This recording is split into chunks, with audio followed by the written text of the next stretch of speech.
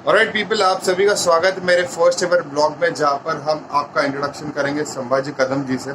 Okay, जो कि new Bombay के फर्स्ट एवर इंजीनियर है जिन्होंने यूवी सैनिटाइजर बनाया हुआ है।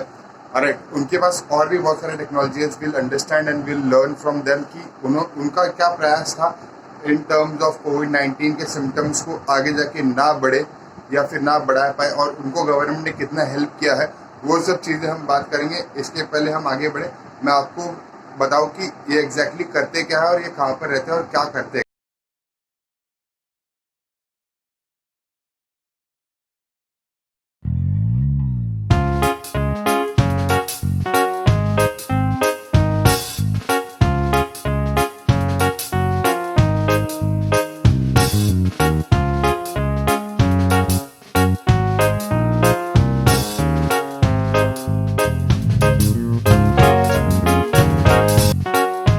मशीन पूरा बना के ना चपाती चालू कर दी।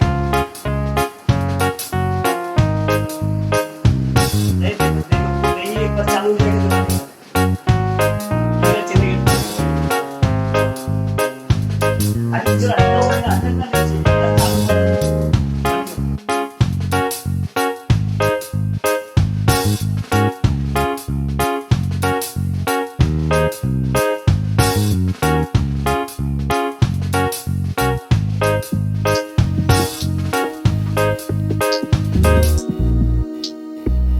कोरोना व्हायरसचा वाढत जाणारा प्रादुर्भाव रोखण्यासाठी पुणे विद्यापीठातल्या एका माजी प्राध्यापकांनी एक सॅनिटायझर मशीनचा शोध लावलेला आहे। यामध्ये कोणतंही केमिकल किंवा पाणी वापरण्याची अजिबात गरज नाहीये।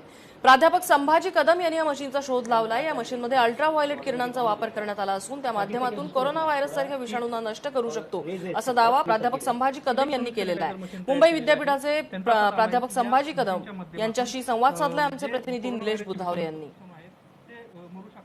मी सध्या घनसोली परिसरातील सरस्वती सोसायटीमध्ये आहे। या ठिकाणी एक प्राध्यापक राहतात संभाजी कदम, त्यांना इलेक्ट्रॉनिक सॅनिटायझर मशीन तयार केलेलं आहे। त्यांचा असा दावा आहे की या मशीनच्या माध्यमातून जे कोरोना व्हायरसचे विषाणू आहेत ते मरू शकतात आणि तशा पद्धतीचा त्यांना प्रयत्न देखील केलेला आहे। आपण त्यांच्याशी बातचीत करणार आहोत। याच्यामध्ये अल्ट्राव्हायोलेटचा वापर करण्यात आलेला आहे, त्याच्यात थर्मलचा वापर करण्यात आलेला आहे, त्याच्यात आयोनायझेशन इलेक्ट्रॉनिक सर्किटचा वापर करण्यात आलेला आहे आणि याच्यात ॲडव्हान्स टेक्नॉलॉजी ज्याच्याने पॉवर कंट्रोल करून आपल्याला हाताला त्रास नाही होणार पण विषाणू मरतील अशा पद्धतीचं संशोधन याच्यात करण्यात आलेलं आहे। आणि याच्या अगोदर जे रिसर्च झालेलं आहे त्याच्यामधलाही माझा अभ्यास झालेला आहे।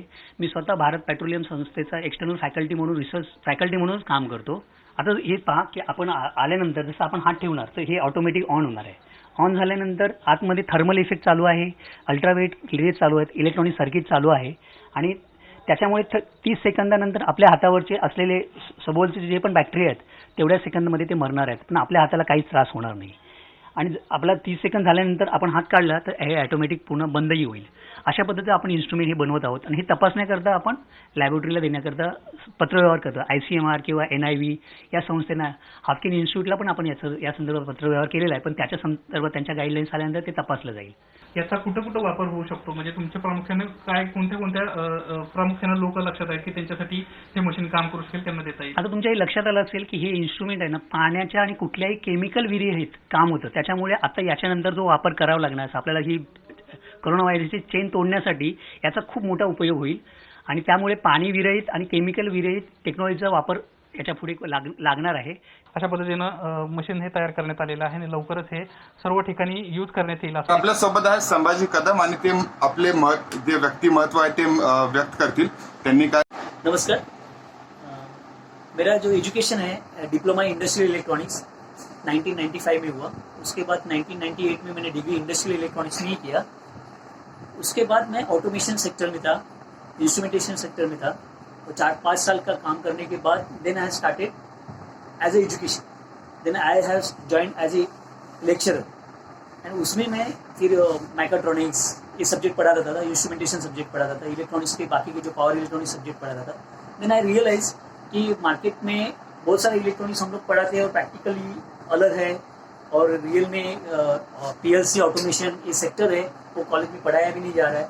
Then I am started my own kits to supply the college and others की वजह से। उसके बाद मैंने खुद ऐसा ध्यान में दिया कि हम भी अपना इंडियन मैन्युफैक्चर्स इलेक्ट्रॉनिक्स मैन्युफैक्चरिंग में बहुत कम है।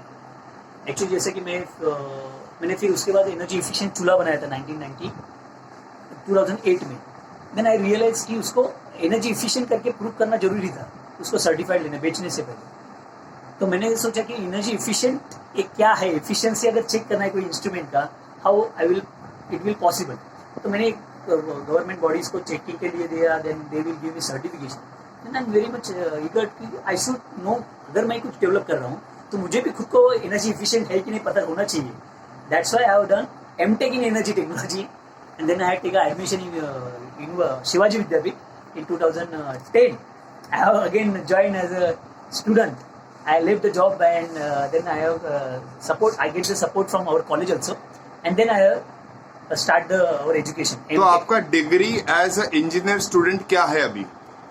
MTech in energy technology, energy auditor, bureau of energy auditor. उसके आगे चल रहा हूँ क्योंकि बी के बाद एमटेक हुआ। एमटेक के बाद मेरे जो गाइड थे उन्होंने बताया कि आप इतना एनर्जी के जानना चाहते हो तो you just go for the energy auditor as a certified auditor. It is good for you also and my in future product also. तो आप गवर्नमेंट के लिए कुछ प्रोजेक्ट्स कर रहे हो अभी? अभी मैं पेट्रोलियम कंजर्वेशन रिसर्च एसोसिएशन का एक्सटर्नल फैकल्टी करके काम करता हूँ। उनके कुछ प्रोजेक्ट्स के रिलेटेड उनको मैं बहुत सारे एप्लीकेशन दे चुका हूँ, but they are not involve me in R&D, but they are involve me in other section for the education system. तो आप लेक्चर्स देते हो जाकर लोगों को in terms of petroleum, energy and everything. Energy saving. Alright. तो इसके अलावा आपने अभी जो हम बात करते हैं यूवी बनाया, आपने यूवी सैनिटाइजर बनाया, आपने चपाती मेकिंग मशीन बनाया, आपका आगे का इन्वेंशन का क्या है?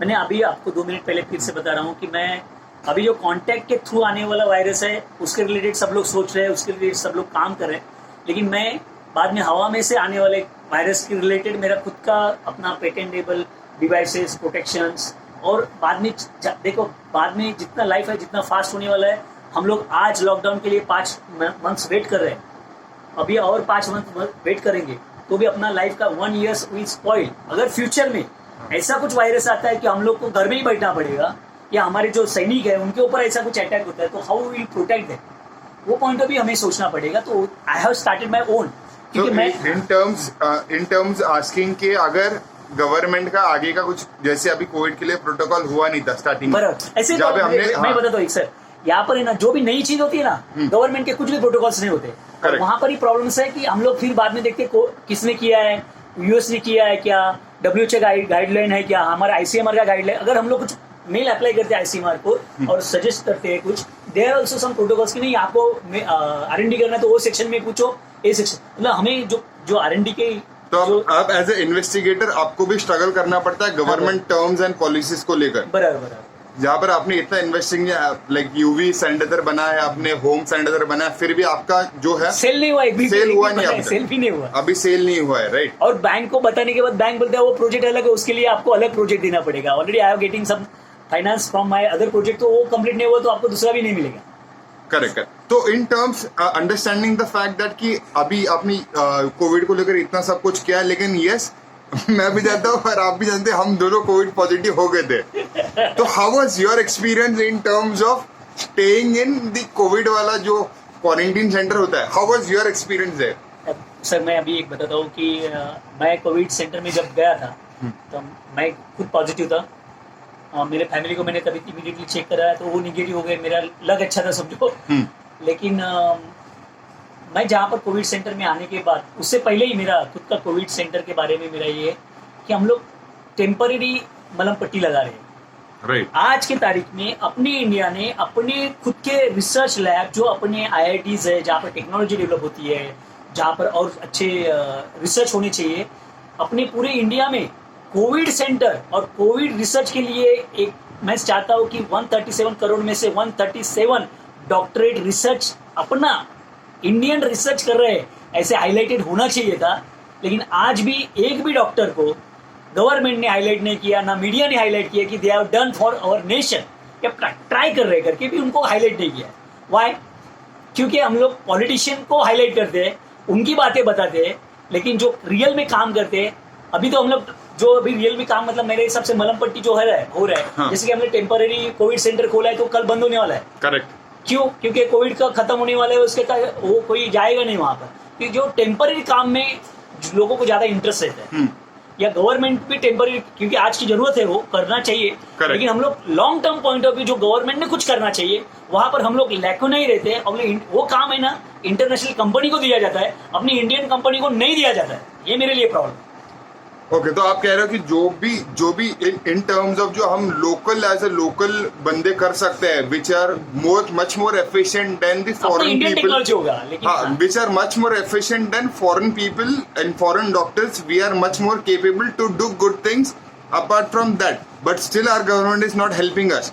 बस यही आप बताना चाहते हो, राइट? बराबर। यस। तो इसके अलावा भी आपको मतलब इन टर्म्स ऑफ अपने क्वारंटाइन सेंटर में दिन निकाले, हाँ, वो ऑलमोस्ट नहीं, 10 दिन निकाले। अभी गवर्नमेंट के जो क्वारंटाइन सेंटर था तो उसके बारे में मैं ये बताऊंगा कि वहां पर मैं जाने के बाद, मैं अच्छा होने के बाद मेरा अच्छा होने का रिजल्ट नहीं दिया उन्होंने। अच्छा, मैं कंप्लीट निगेटिव हो करके मेरा जैसे पॉजिटिव करने का टेस्टिंग किया तो निगेटिव का टेस्टिंग होना चाहिए था, करेक्ट। तो टेस्टिंग नहीं हुआ। उसके लिए हमने एप्लीकेशन दिया था, हमने 30 लोगों ने छोटा प्रॉब्लम्स थे, लेकिन वो उतने आपने जो प्रॉब्लम्स फेस किए आप खाली बता सकते हो इन टर्म्स ऑफ जस्ट आप वहां पर वाशी में थे, आप ईटीसी सेंटर में थे, लेकिन आपको इन जनरल क्या प्रॉब्लम? आज मैं वहां पर से अच्छा होके आया, वहाँ के जो प्रॉब्लम्स है मैंने लिख के उनको दिया है, वो ऑफिसर को दिए हुए। आई डू नॉट कि उसको हाईलाइट करूं क्योंकि लोगों को बहुत गुस्सा है उनके ऊपर, ऐसा ना हो। लेकिन आपके जाने के बाद भी लोगों को वहां से मूव किया गया, स्टेटिंग दैट कि वहां पे लेडीज सेंटर बनाया जाएगा और बाकी के जेंट्स जो थे उनको पनवेल भेज देगा था। इन टर्म्स ऑफ दैट लोगों ने यही सोचा कि मतलब हाँ वहां पर पनवेल में जाके it was like depressing there. तो आपका क्या कहना उस चीज पे? अगर ये इनको करना चाहिए जिनका 2 दिन बाकी था क्वारंटाइन सेंटर में, उनको वापस से पनवेल भेजा गया? बार शिफ्ट करना बार। देखो, मैं बोलता हूँ कि जब जो कोई बीमार रहता है तो वो पहले से डिप्रेस रहता है, उसको पॉजिटिवली हैंडल करने के लिए जो क्वारंटाइन में लोग थे वो एक दूसरे को पॉजिटिव कर रहे थे कि यहाँ पर पॉजिटिव वेव्स देने के लिए डॉक्टर का जो विजिट आवर्स जो टाइम था वो भी कम था, और वहां पर बहुत यंग मतलब they are just pass out doctor is there. तो इंटर्नशिप जो कर रहे थे वही डॉक्टर वहां पे जा रहे हैं। मैंने तो एक डॉक्टर से मैंने भी बात की थी जो सिर्फ वो हड्डियों का डॉक्टर था, वो जिसका कोई लेना देना नहीं है, उनको भी नासिक से बुलाया गया था, which has no relevance to COVID-19। मतलब मैं ये बोलता हूँ कि सर आप है ना ऐसा हम लोग आइसोलेट मत करो, क्योंकि कोविड-19 मेरे हिसाब से बहुत सिंपल अपना ये वायरस है, जैसे हम लोग का सर्दी खांसी है वैसे ही सिर्फ वो वायरस है, उससे ज़्यादा उसको इम्पोर्टेंस दे रहे हम लोग। क्यों? सिंपल उसका वैक्सीन नहीं है, और इसको ही ज़्यादा हाईलाइट करना, उसकी वजह से ज़्यादा प्रॉब्लम्स होना। अगर अपने देश में अपना मेडिकल सेक्टर इतना अच्छा होता कि हम लोग के पास जो आयुर्वेदिक के जो बहुत सारी दवाएं अपनी इंडियन लोगों ने, आज अगर आप क्लेम करते कि मेरा एक दवा चेक कर लो, तो गवर्नमेंट आपको इतने लाइन्स में बिठाएगा कि वो आपका दवा चेक करने के लिए 6 महीने लगा देगा और 2 साल लगा देगा, लेकिन आपका चेक नहीं होगा। क्यों? बिकॉज आपका कंपनी नहीं है, आपका ये नहीं है, आपने बोला कि नहीं मेरा चेक होना चाहिए, लेकिन आपका जो स्टैंडर्ड प्रोटोकॉल्स थे या वो गाइडलाइंस थी गवर्नमेंट की, वो इतनी लेंदी है, उसको शॉर्टकट करने के लिए या उसके जो अथॉरिटी लोग हैं वो भी शॉर्टकट नहीं करना चाहते कि इसको चेक किया जाए। लेकिन रशिया ने अभी एक वैक्सीन निकाला है, उसके ऊपर आपका क्या कहना? प्रेसिडेंट पुतिन ने बोला है कि which is ऑफिशियल वैक्सीन। अपने इंडियन के वैक्सीन भी डेवलपमेंट फेज में है, लेकिन इंडियन, मैं अभी आपको आईसीएमआर यहाँ पर ही बोलता हूँ, आईसीएमआर ने जितने भी कंपनी के साथ टाइप किया है, फुल इंडियन शेयर्स रहने वाले, मैं बात करो देखो फुल 100% इंडियन शेयर रहने वाले कितने कंपनी के साथ कॉन्ट्रैक्ट किया है, ये आईसीएमआर को मेरा क्वेश्चन है आपकी तरफ से। ओके, आईसीएमआर का डेफिनेशन बताओ, आईसीएमआर क्या है एग्जैक्टली? लोगों को पता नहीं, लेकिन आप डेफिनेशन बताओ, लोगों को पता चलेगा जरूर।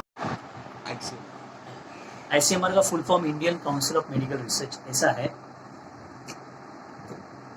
आईसीएमआर का full form Indian council of medical research ऐसा है, और ये जो संस्था है इसके तरफ से अपने ऑल मेडिकल डॉक्टर्स को पूरा गाइडलाइंस कैसे ट्रीट करना है, उनके जो भी स्टैंडर्ड है वो डिसाइड बनाते हैं पूरे भारत वर्ष के, मतलब जहाँ से कश्मीर से लेके कन्याकुमारी के जितने भी डॉक्टर है, they are controlling, mean they are giving guidelines from the ICMR.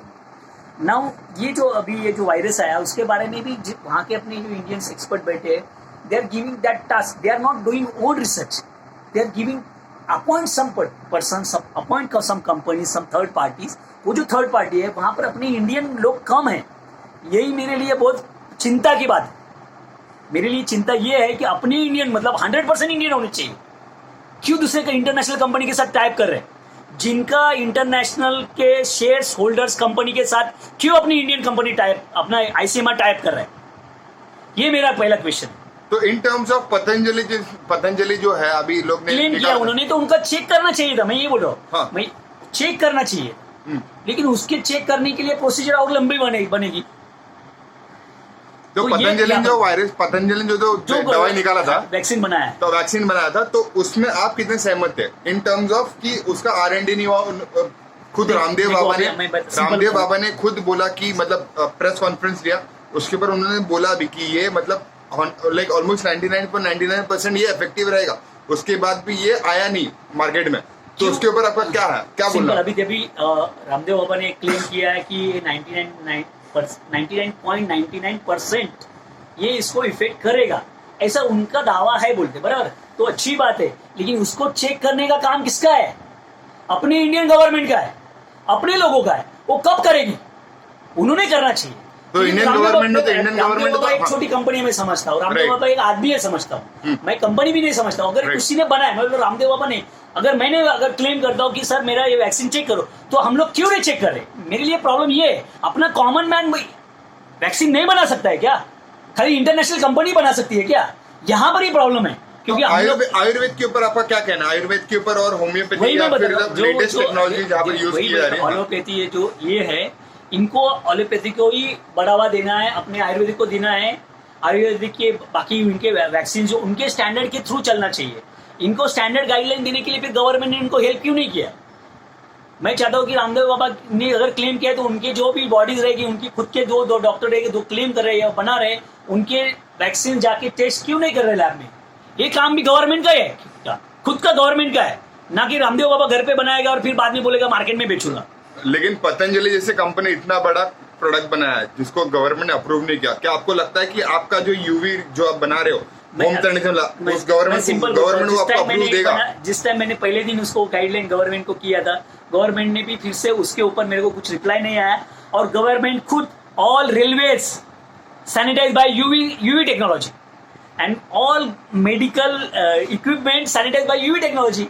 How government has denied this technology is not work?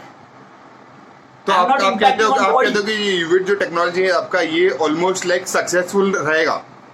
नहीं, मैं ये जो सैनिटाइजेशन टेक्निक है, सैनिटाइज करने के लिए मैं स्वच्छता के ऊपर बात कर रहा हूँ। मैं उसके वैक्सीन के ऊपर बात नहीं कर रहा हूँ, because I am not a doctor. I am on internal body के अंदर का वायरस को किल करने का टेक्निक मेरे पास नहीं है। एज ए साइंटिस्ट, मतलब as a technology, as a engineer, आप कोशिश कर ही रहे हो कि आप कुछ अच्छा External, करोगे। external का- एक्सटर्नली आप कर रहे हो, आप External. ट्राई करो कि you support the government, you support the people of India, so that people are safe and secure with this COVID-19 wala situation now. But yes, government is not helping you in this situation when you have a good technology, you have like latest technology wherein किसी ने सोचा नहीं India में, लेकिन आपने किया है। लेकिन आपके इतने न्यूज इंटरव्यूज आने के बाद भी आपके पास कुछ आया नहीं है, नहीं, कुछ नहीं। राइट?